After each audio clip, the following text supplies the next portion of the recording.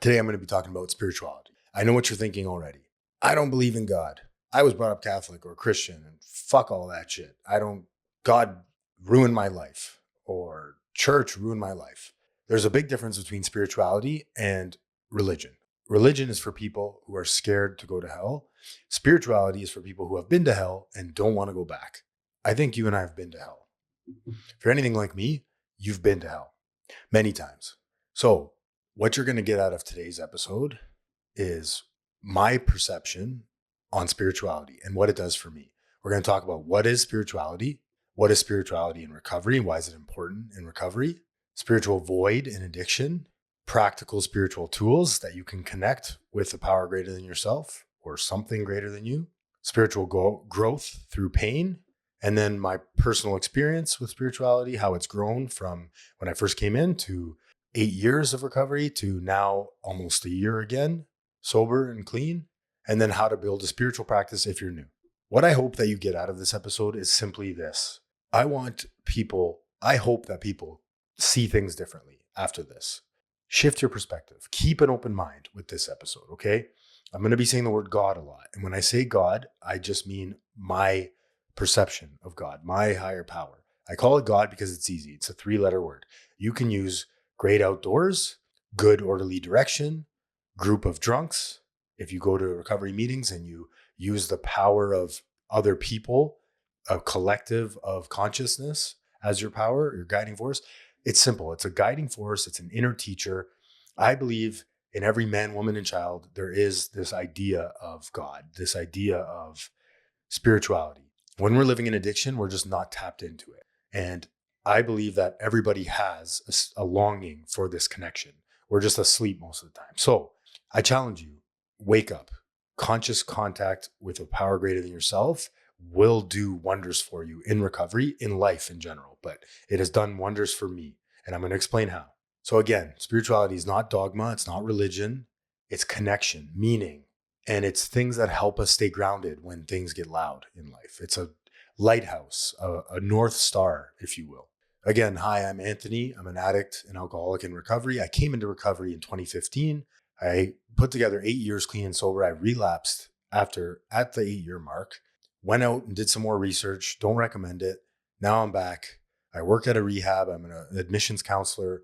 I also create videos on social media. If you're not following me yet, at Recovering Out Loud Pod, I do some funny stuff, some tips, some tools, some relatable stuff. Hopefully you get something out of it. If you like my content, I am not making any money off this. I do it solely out of the service to stay sober myself and to help the still suffering addict or alcoholic.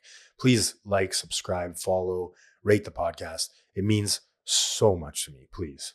So my intention today is not to make you believe in anything specific. It's about exploring what keeps you sober when your willpower isn't enough. I can't explain my idea of God. I just know that there's some sort of force out there that guides me through my days and keeps me on the right path. When I choose to listen to it, I see the miracles all around me.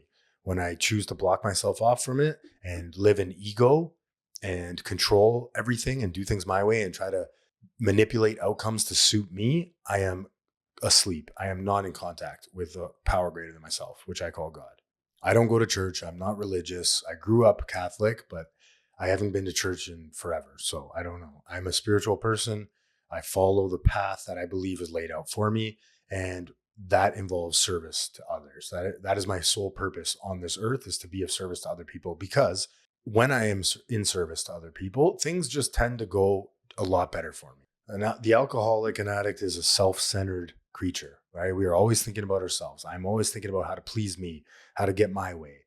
And if I avoid a lot of situations that don't cater to me if left unchecked. So let's check that today.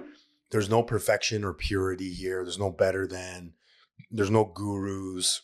There's no pretending life is easy and I'm perfect. It's progress, not perfection. So a lot of people walk into recovery and they hear God and they run away. Like I said, they're scared of this idea of religion. It's not religion. It's a power you choose. It's just not you. Simple as that. A lot of people talk about turning your will and your life, your thoughts and your actions over to a care of a higher power. Turn it over to something more qualified. My higher power, my God, my directing force is a more qualified thing than I am. Entity, force. I let it run the show. I'm just a janitor in the play, mopping the floor. That's it. I'm a role player. That keeps me grounded, and it really does help me in my spiritual path, but also my recovery. So spirituality can be as simple as just tools for grounding, meaning, and alignment. What a great word, alignment. Self-awareness, right? Knowing yourself in recovery when I'm acting up, when I'm being selfish, knowing my part in all situations, apologizing and making amends for things that I do, mistakes that I make. All right, so what spirituality is in recovery? It's a connection to something bigger than you, full stop, bigger than your impulsive brain. When I run the show, this is the way I like to explain it to people. When I run the show, when I do things my way, I end up kicked out of my house in hotel rooms, doing cocaine until all hours of the morning by myself every single time. Gives you a sense of purpose, spirituality. Why am I staying sober? It practices that you slow down enough to hear yourself think, to get your ego out of the way, right? I'm going to be talking a lot about ego today too, because ego is the thing that keeps me disconnected, keeps me untapped. There are two types of people in this world: those who are tapped in and those who are not tapped in.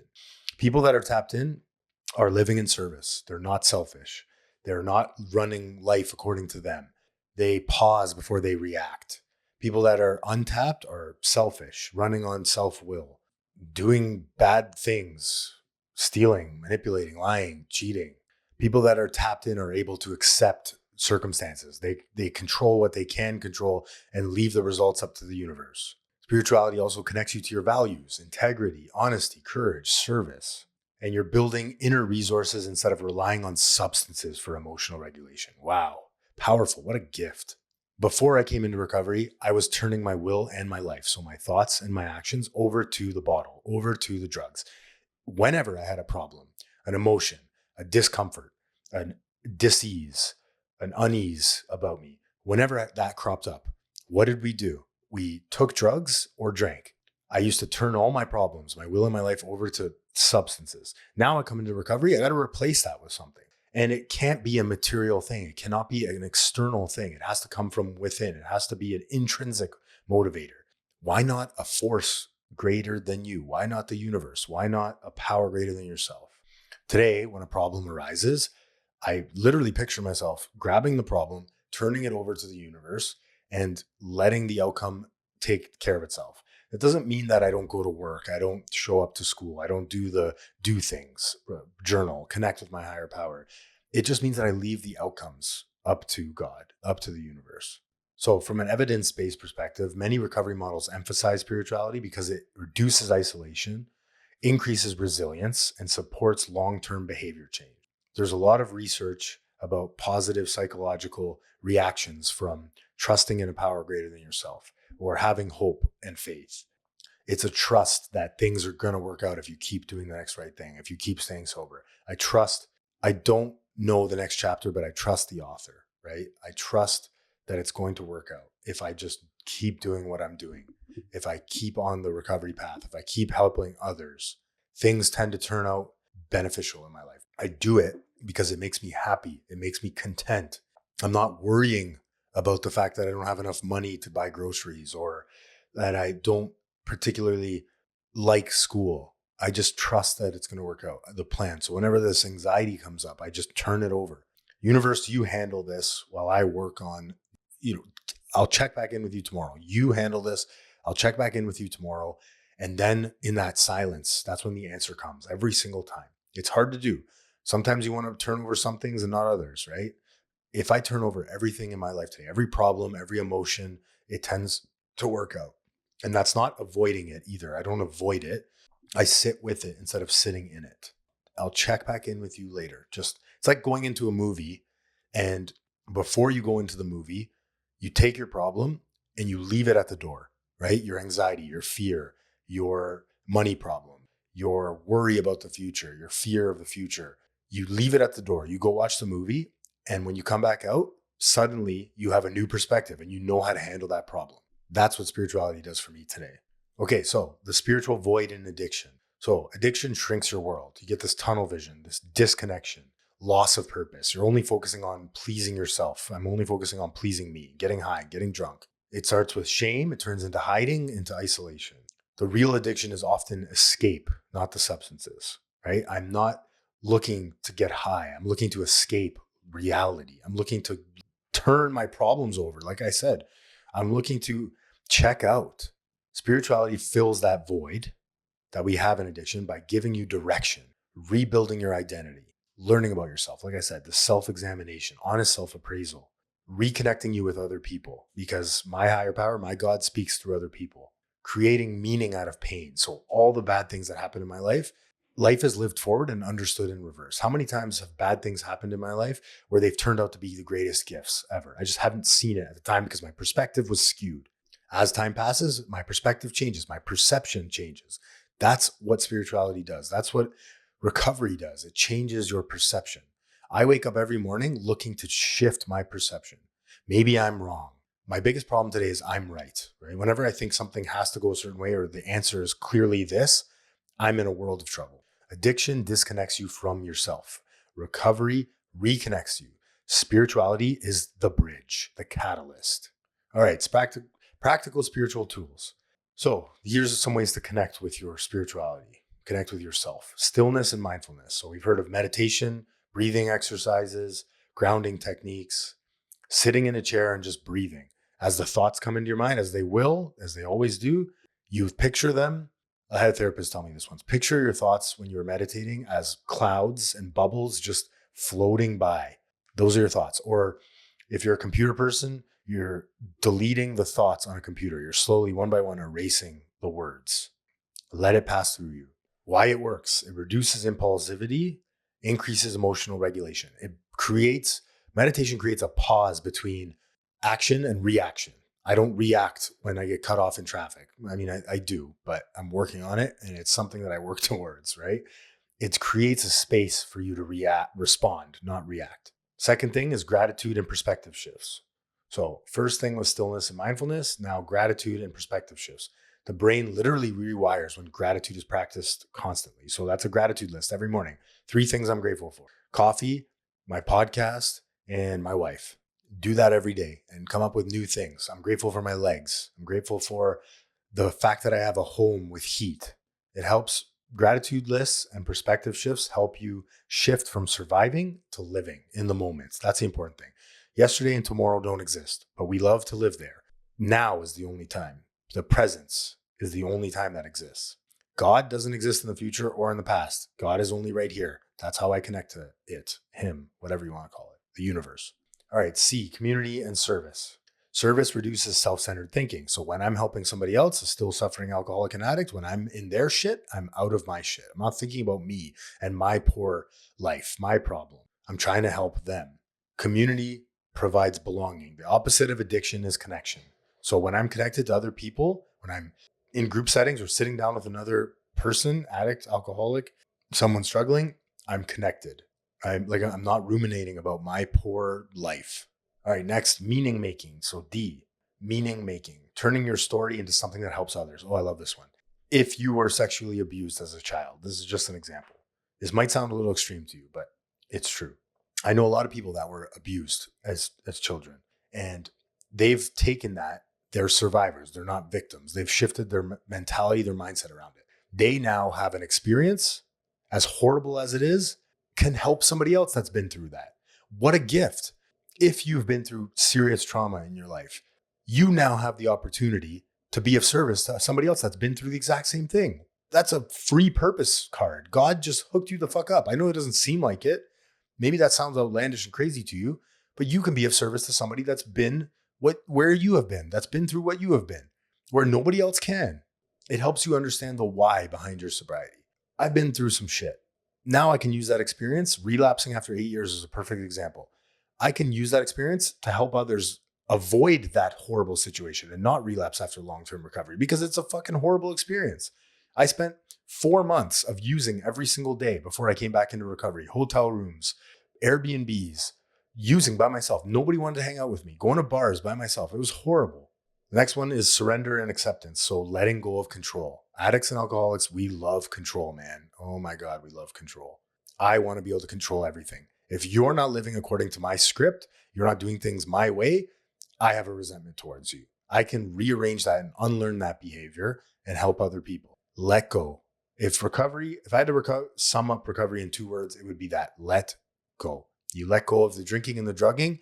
Now you got to let go of your thinking, your will, your actions, your selfishness, your poor behavior, your lying and cheating and stealing. You let it go. Your problems, you let it go.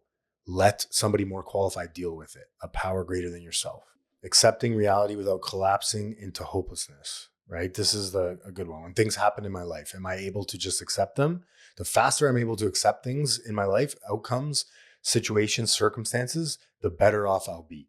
And that doesn't mean I get to, have to be a doormat. It just, I can accept things that I can't control, like gas prices or the prime minister or laws that are being passed or the fact that some people still think addiction is a choice and not a disease. I can let that go.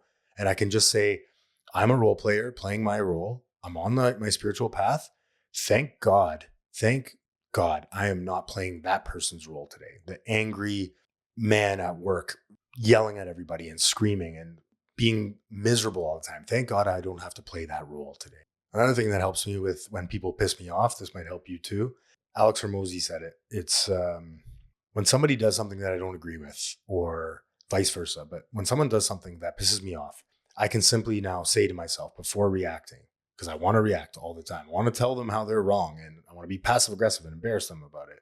That person is simply not living in a way in which I would prefer. That person is simply not living in a way in which I would prefer. And vice versa. When I piss somebody else off or somebody doesn't like me or the things that I'm doing, I am not living in a way in which they would prefer.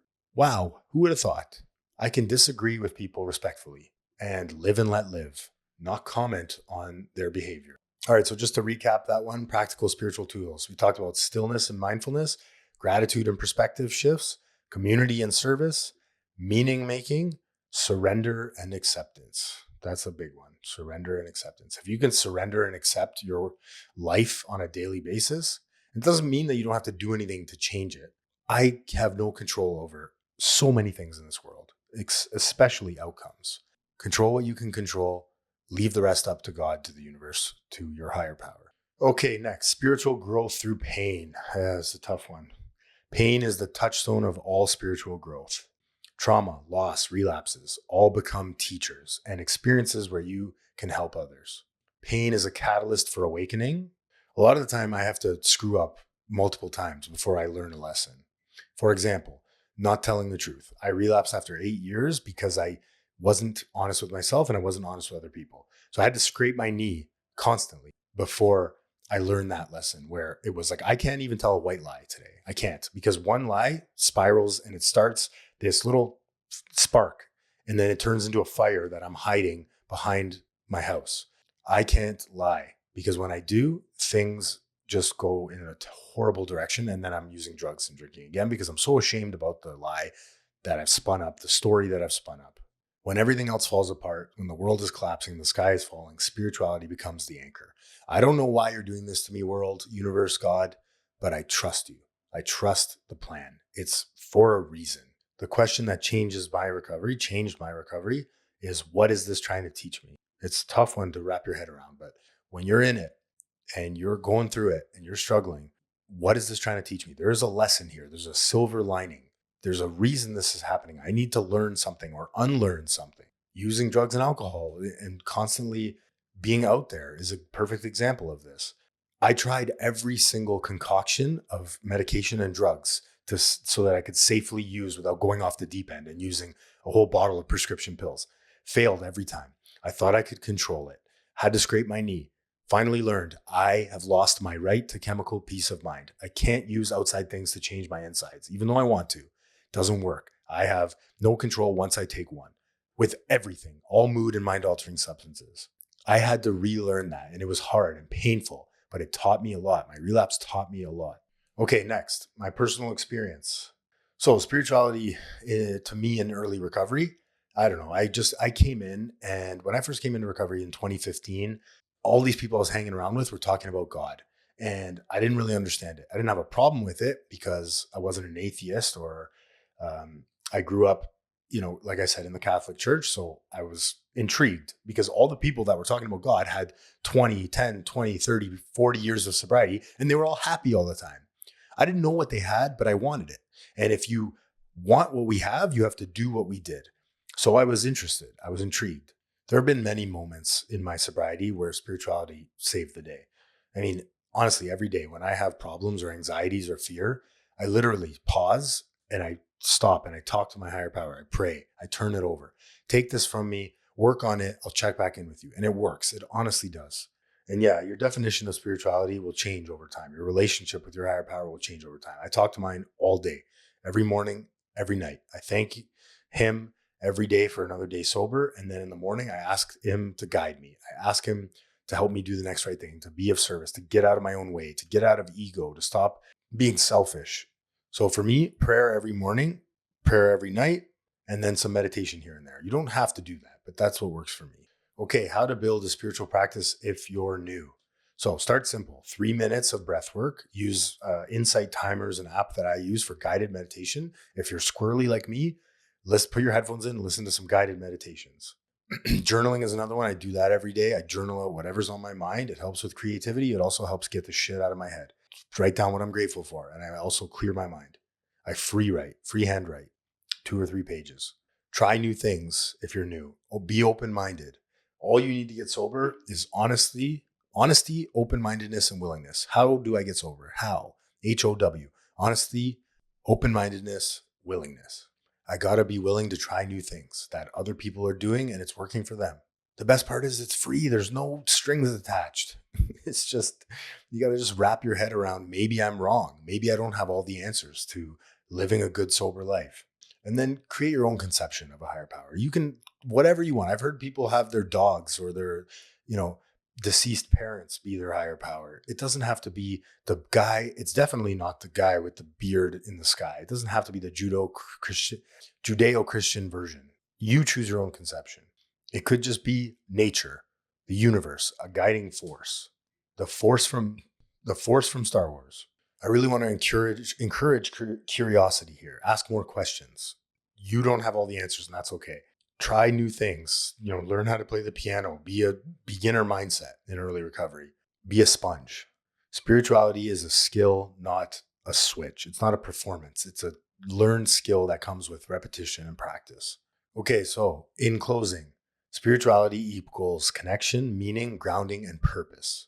It's something you won't want to miss. Okay, believe me, it is a beautiful thing to be connected to a power greater than yourself. Spirituality grows as you grow. So if you haven't figured it out yet or you don't know what it is, that's okay. It'll grow over time with practice. And I still can't define mine. I still can't explain it to you. It's just things in my life happen that seem to line up sometimes where I'm like, was it odd or was it God, right? Was it a coincidence or is this part of the plan? Getting a job at the rehab that I worked at is a perfect example. I hated my old job. And I got a call from a friend of mine that owns a rehab and he offered me a job, like almost perfectly in time with when I was thinking about leaving my other job. Now I work at the rehab. I love it. I absolutely love it. There is a plan for you. Just got to pay attention to it and be open and willing and clear your head of all the perception problems. I don't have problems today. I have bad perception. I'm looking at things wrong. I'm looking at the glass half empty all the time, not half full. I encourage you to find something that brings you peace. So a place, a quiet, a home sort of feeling, this like out in nature, you're connected, hiking, whatever it may be. Find that place, find that thing. What's one thing that makes you feel connected today? Could be people, could be coffee, could be going for a walk, could be praying, meditating. All right, guys, that's it for me. Thank you so much again for listening and subscribing. Thank you to all my loyal subscribers and listeners. And DM me on Instagram at Recovering Out Loud Pod. I answer every single DM of mine, probably because I'm not that big yet. And when I get bigger, I might not be able to answer everybody. But right now, I look at every single message. So if you're struggling, if you want me to talk about something, if you want to come on the podcast, more than willing to have you. Just send me a message. Remember, recovery is simple, not easy.